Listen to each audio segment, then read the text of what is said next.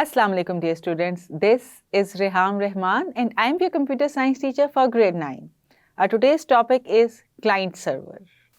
So dear students, जैसा कि मैंने आपको बताया आज के हमारे लेक्चर का टॉपिक है क्लाइंट सर्वर।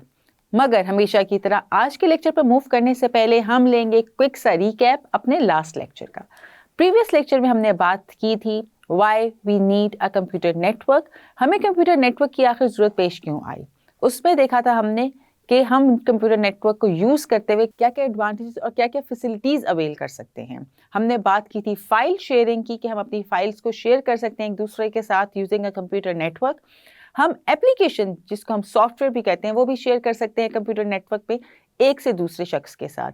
हम रिसोर्सेज शेयर करते हैं, हम हार्डवेयर शेयर करते हैं। ज़रूरी नहीं है कि हर सिस्टम के साथ सेपरेट हार्डवेयर इंस्टॉल हो, हम एक हार्डवेयर को नेटवर्क में मौजूद सारी कंप्यूटर सिस्टम्स के साथ यूज़ कर सकते हैं, अवेल कर सकते हैं। फिर हमने देखा था सिंगल इंटरनेट का यूजेज हम मल्टीपल डिवाइसेस पर करते हैं, यूज़र की कम्युनिकेशन अच्छी हो जाती है through video calling, video conferencing और ईमेल्स। फिर हमने देखा था कि जो स्टोरेज कैपेसिटी है वो ज़्यादा हो जाती है, इंक्रीज स्टोरेज कैपेसिटी मिलती है हमें जब हम यूज़ करते हैं कंप्यूटर नेटवर्क का। सो ये तो एक क्विक सा रिकैप था हमारे प्रीवियस लेक्चर का। अब बात करेंगे हम आज के टॉपिक पर, दैट इज़ क्लाइंट सर्वर। अगर हम इन जनरल बात करें who is a client and who is a server, server is someone who provides the services. कोई भी शख्स या चीज़ जो आपको सर्विसेज प्रोवाइड कर रही है, इन जेनेरिक अगर हम बात करें तो हम उसको सर्वर कहते हैं। और client, who is a client, client is someone who gets the services. जो सर्विसेज को अवेल कर रहा होता है उसको हम कहते हैं क्लाइंट। ये तो बात की हमने जेनेरिक की, बट अगर हम स्पेसिफिकली कंप्यूटर्स की बात करें, कंप्यूटर्स में what is a server? Server is a physical device that is dedicated to run services. Physical device means it's a physical computer that is dedicated to run the services to meet the needs of its client. वो services provide करता है server अपने client की जो requirement है उसको पूरा fulfill करने के लिए। A client which can be a laptop, desktop, smartphone or any other computing device can make a request to a server using a network as a way to connect with the server and to speak with the server. Client क्या करता है? Client किसी भी communication channel को use करते हुए, किसी भी कम्युनिकेशन मीडियम को यूज़ करते हुए कंप्यूटर नेटवर्क में रिक्वेस्ट सेंड करता है कंप्यूटर सर्वर को। सर्वर को रिक्वेस्ट सेंड करता है, अपनी रिक्वायरमेंट बताता है कि उसको क्या चाहिए और फिर सर्वर उसको फुलफिल करता है। जब सर्वर के पास रिक्वेस्ट जाती है क्लाइंट की तो सर्वर पहले चेक करता है कि जो रिक्वेस्ट भेजी है क्लाइंट ने क्या वो वैलिड रिक्वेस्ट है कि नहीं है। अगर तो वो वैलिड रिक्वेस्ट है तो उस रिक्वेस्ट को फुलफिल कर दिया जाता है और फर्दर उस पर एक्शन लेता है सर्वर। अगर रिक्वेस्ट वैलिड नहीं है, अगर जो क्लाइंट ने रिक्वेस्ट की है वो एक इनवैलिड रिक्वेस्ट है तो आपको एक एरर मैसेज स्क्रीन पर शो हो जाता है। फॉर एग्जाम्पल, एक लेमैन बहुत सिंपल सी एग्जाम्पल से अगर हम स्टार्ट करें तो आप लेट्स से वेब ब्राउज़र पे कोई वेबसाइट एंटर करते हैं और आपको क्लियर नहीं है वेबसाइट का नाम, आपको नहीं पता कि आप जो एंटर कर रहे हैं वो ठीक है कि नहीं। अगर जो आपने एंट्री की है वेबसाइट की वो सही नहीं है तो सर्वर के नज़दीक वो एक इनवैलिड एंट्री है, सर्वर के सिस्टम से वो मैच नहीं करी, उसके डेटाबेस में वो एंट्री है ही नहीं जो आपने की है। तो सर्वर आपको एक एरर मैसेज जनरेट कर देता है, आपको एक एरर पेज आ जाता है सामने कि जिस पर लिखा होता है the website can not be loaded और it is an invalid website address. और फिर आप दोबारा से उसको प्रॉपर एड्रेस देते हैं तो वो आपको प्रॉपर रिजल्ट देता है, आपकी रिक्वेस्ट को फुलफिल करता है और आपको रिस्पॉन्स देता है। तो ये जो क्लाइंट सर्वर का मॉडल है इसको हम ऐसे भी देख सकते हैं कि it's based on request and response. जो क्लाइंट है वो रिक्वेस्ट सेंड करेगा और जो सर्वर है उसको रिस्पॉन्स करेगा। So this client server model can be seen as request and response. So dear student, जैसे कि मैंने आपको बताया, a client is a process that accesses a service provided by the server. एक एग्जाम्पल लेते हैं हम कि for example you have to check your email. अब आपने अपनी ईमेल चेक करनी है और ईमेल चेक करने के लिए आप वेब ब्राउज़र को ओपन करेंगे। यहाँ पर जो वेब ब्राउज़र है, यहाँ पर web browser as a client काम कर रहा है। वेब ब्राउज़र क्या कर रहा है? ये एक सॉफ्टवेयर है जो कि आपको मैंने बताया it's working as a client here. ये एक यूज़र इंटरफेस प्रोवाइड कर रहा है सो दैट आप जो भी एक्शन करना चाहते हैं वो परफॉर्म कर सकें। जब आप वेब ब्राउज़र ओपन करेंगे, जो भी ईमेल आपका पेज है, आपने जीमेल में किया, हॉटमेल में किया है, आप वो साइट ओपन करते हैं यूजिंग दैट वेब ब्राउज़र। याद रखिएगा, वेब ब्राउज़र यहाँ पे एज एन क्लाइंट काम कर रहा है। जब वो पेज ओपन होगा तो आपसे मांगा जाएगा आपका user name and password. User interface provide किया गया है सो दैट आप उसमें अपना यूज़र नेम एंटर करें और अपना पासवर्ड एंटर करें। वो एक्शन आपसे रिक्वायर्ड है जो मांग रहा है आपसे वेब ब्राउज़र कि आपको अगर अपना ईमेल चेक करनी है उससे पहले आपको अपना यूज़र नेम और पासवर्ड एंटर करना पड़ेगा। Once you enter your user name and password, फिर ये वेब ब्राउज़र जो कि यहाँ पे एज एन क्लाइंट काम कर रहा है, वो उस रिक्वेस्ट को फॉरवर्ड कर देगा सर्वर को और इन रिटर्न सर्वर उस पर एक्शन परफॉर्म करेगा और जो भी रिक्वायर्ड सर्विस है वो आपको प्रोवाइड कर दी जाएगी। It is very important to know that whether a client is a software or a hardware। ये जो हम क्लाइंट की बात कर रहे हैं, क्या ये सॉफ्टवेयर है या हार्डवेयर है? अगर हम इन जनरल बात करें, a client is a hardware like your cell phone, your laptop, your desktop computer। ये तो जेनेरिक बात करते हैं हम कि जी ये सेल फोन जो हम यूज़ कर रहे हैं ये क्लाइंट के तौर पर इस्तेमाल हो रहा है, लैपटॉप एज एन क्लाइंट काम कर रहा है, आपका desktop computer as an client काम कर रहा है। बट इन पर्टिकुलर अगर हम देखें, the software that is running on that hardware, जो सॉफ्टवेयर उस हार्डवेयर पे काम कर रहा है, उस पर रन कर रहा है, is the process which makes it a client. वो सॉफ्टवेयर जो उस हार्डवेयर पे इंस्टॉल हुआ हुआ है जिसको हम इस्तेमाल कर रहे हैं, वो एक प्रोसेस है जो बनाता है उस हार्डवेयर को क्लाइंट। जैसे कि मैंने बात की, हमने एग्जांपल ली ईमेल चेक करने की, तो ईमेल तो हम अपने डेस्कटॉप कंप्यूटर पर चेक कर रहे हैं, वो हार्डवेयर है जिस पर हम चेक करें, मगर कौन सा वो सॉफ्टवेयर है जिसको इस्तेमाल करके हम उस ईमेल को चेक कर रहे हैं, कौन सा वो सॉफ्टवेयर है जो कि हमारे उस हार्डवेयर को क्लाइंट बनाने में हेल्प कर रहा है, उसके लिए आप वेब ब्राउज़र का इस्तेमाल करते हैं। कोई भी वेब ब्राउज़र जो भी आपके उस कंप्यूटर पर इंस्टॉल है, उसका इस्तेमाल करते हुए आप अपने डेस्कटॉप को एज इन क्लाइंट इस्तेमाल कर रहे हैं। तो याद रखिएगा कि बेशक इन जनरल हम बात करते हैं कि हार्डवेयर होता है हमारा client, like your cell phone, laptop, desktop computer, but in particular जो सॉफ्टवेयर उस हार्डवेयर पर रन कर रहा है वो आपके उस हार्डवेयर को इनेबल करता है, इस काबिल बनाता है कि वो क्लाइंट बन सके।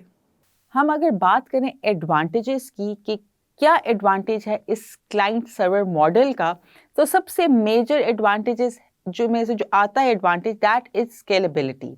स्केलेबिलिटी मीन्स कि आप उसको इंक्रीज कर सकते हैं, आप नंबर ऑफ सर्वर्स को इंक्रीज कर सकते हैं, आप नंबर ऑफ क्लाइंट्स को इंक्रीज कर सकते हैं to make it a wider, a huge network. सबसे main advantage of client server model का ये है कि इसके अंदर स्केलेबिलिटी है, आप उसको एक्सपेंड कर सकते हैं, आप न्यू सर्वर्स इंस्टॉल कर सकते हैं, आप न्यू क्लाइंट्स लेकर आ सकते हैं ताकि वो जो आपका नेटवर्क है वो ज़्यादा बड़ा हो जाए।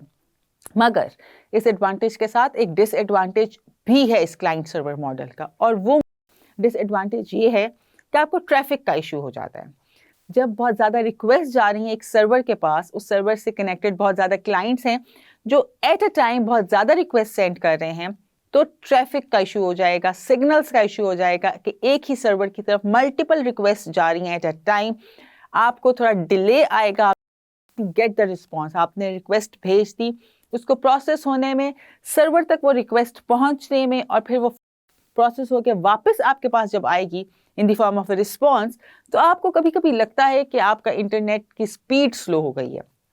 उसकी वजह ये होती है कि एट अ टाइम बहुत से क्लाइंट्स उस सर्वर को एक्सेस कर रहे होते हैं, बहुत ज़्यादा रिक्वेस्ट जनरेट हुई होती हैं, जिसकी वजह से ट्रैफिक क्रिएट हो जाती है और ट्रैफिक इश्यूज आते हैं, और आपको लग रहा होता है कि शायद आपका इंटरनेट सही काम नहीं कर रहा, but actually at a time बहुत ज़्यादा रिक्वेस्ट फॉरवर्ड हुई नहीं उस सर्वर पर, सर्वर तक पहुंचने में टाइम लग रहा है, सर्वर फिर आगे फर्दर आपका in the form of response जो दे रहा है वो आप तक आने में टाइम लग रहा है। इसीलिए जो सबसे main disadvantage of client server का जो मॉडल है उसका ये है कि यहाँ पे ट्रैफिक इश्यूज आते हैं।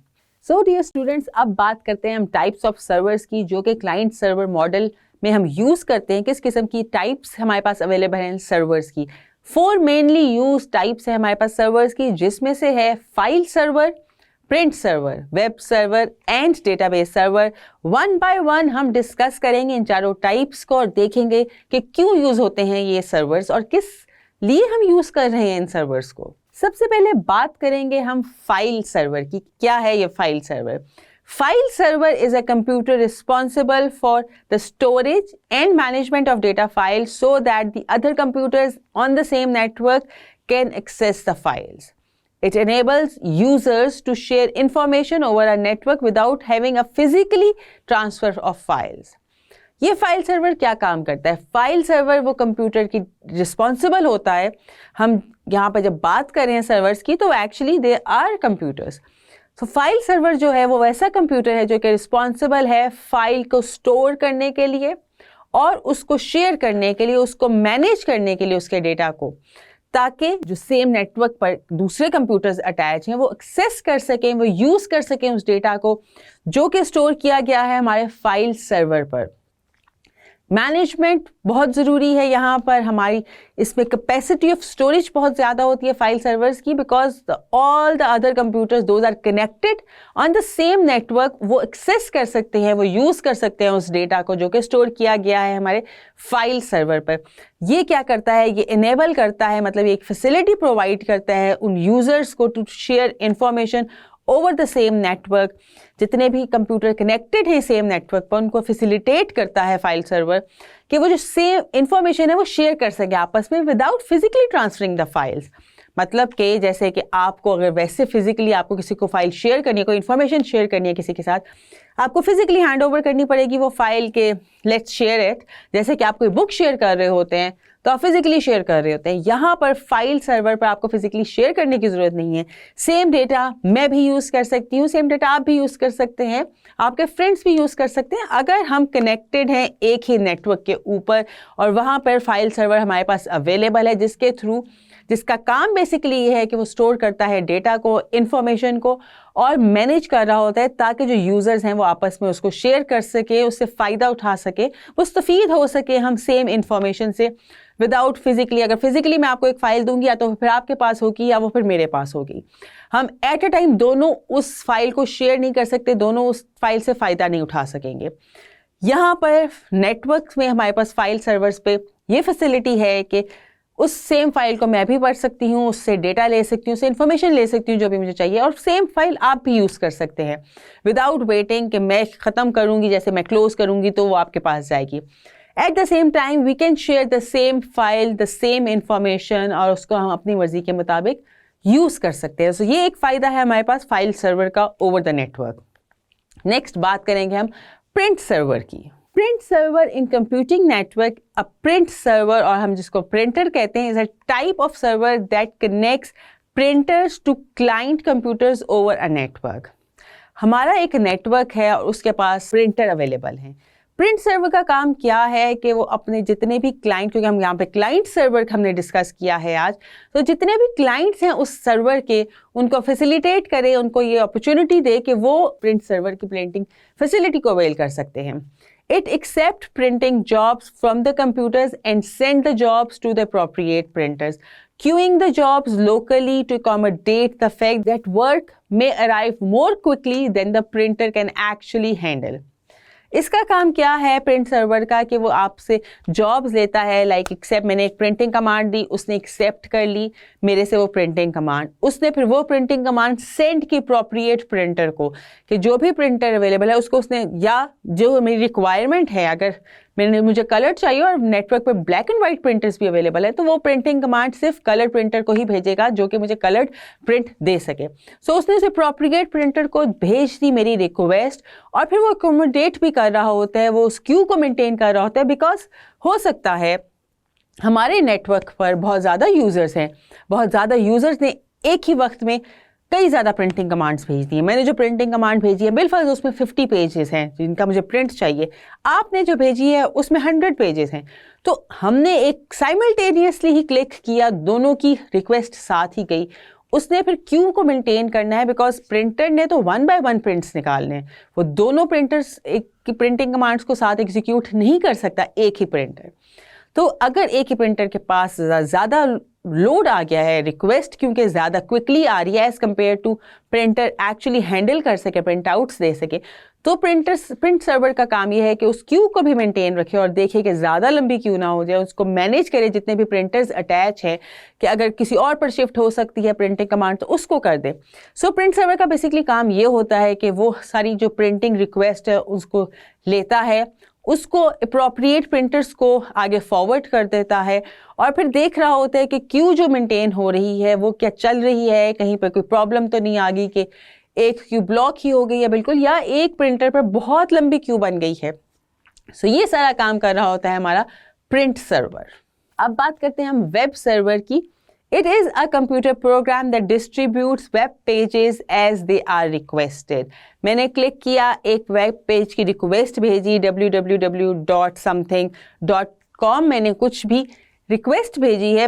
वेब सर्वर का काम ये है कि वो डिस्ट्रीब्यूट करता है उन वेब पेजेस को। The basic objective of the web server is to store, process and deliver web pages to the users. अब वो स्टोर करेगा, मैंने एक रिक्वेस्ट भेजी, उसको स्टोर करेगा, उसको प्रोसेस करेगा, फौरन से होगा ये नैनो सेकेंड्स के अंदर, मुझे फील भी नहीं हुआ, क्लिक किया उधर से पेज मेरे पास लोड हो गया, बट उसके पीछे ही काम हो रहा होता है। उस इन्फॉर्मेशन को स्टोर करता है, उसको प्रोसेस करता है और फिर वो मेरी रिक्वेस्ट को मुझे डिलीवर कर देता है। और इस सब काम के लिए वो यूज़ करता है एक प्रोटोकॉल जिसको हम कहते हैं HTTP प्रोटोकॉल। हम आने वाले इंशाल्लाह लेक्चर्स में इस पर बात भी करेंगे। Basically HTTP stands for hyper text transfer protocol.